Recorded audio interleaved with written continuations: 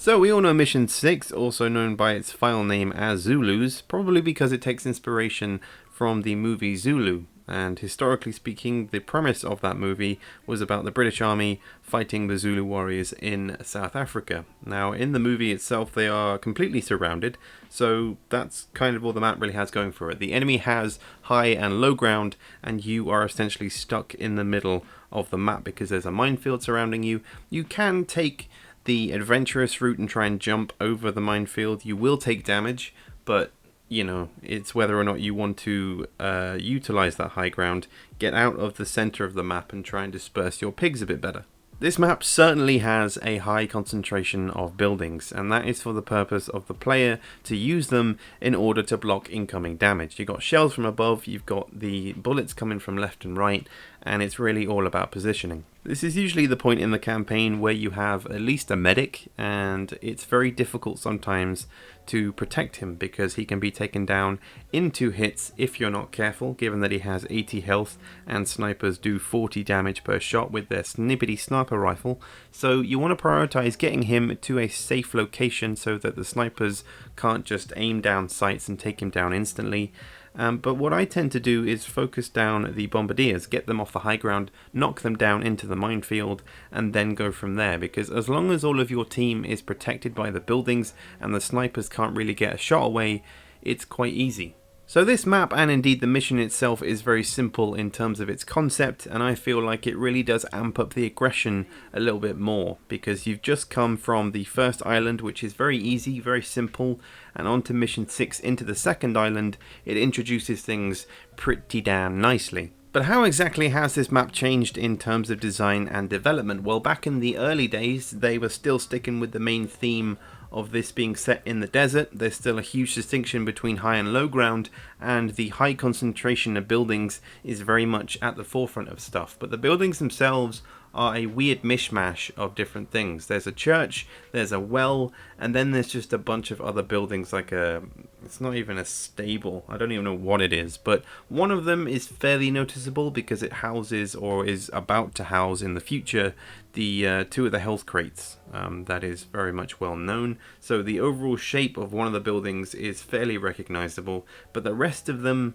just seem out of place, and there isn't that much of a concept idea going on. Maybe there was, maybe I'm just talking out of my arse, but from just looking at it, nothing really springs to mind, and it doesn't kind of make sense when talking about this map's file name, given that it was Zulu, so you're still thinking about that idea of like Zulu warriors, but the overall aesthetic doesn't really come across as being set in South Africa. But that's just my opinion. I want to know what you think in the comments below as always, because I for one am not that much of a fan. But let's see how this map develops going forward. So the map has been completely stripped and all buildings have been removed, and you can essentially see the floor plan of the whole map itself, whereby it's still in its very early state.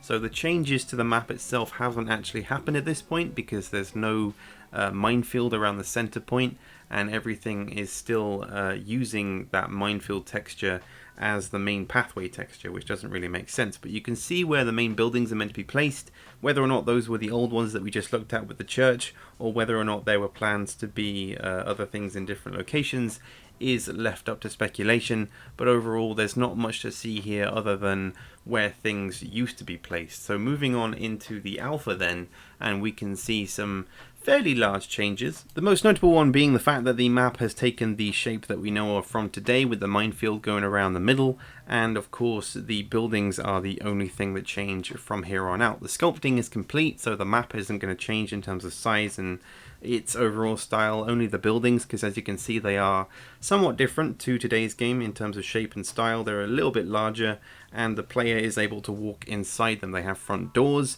but that does kind of put you at a hindrance because you can't exactly fire out of them, and yeah, they're just not really as good. The health crates and the ammo crates are all together, and the ammo crate on the far side that is usually a super airburst has been demoted to an airburst, which isn't surprising because the damage numbers were all over the place at this point in development, so things are just a little bit crazy.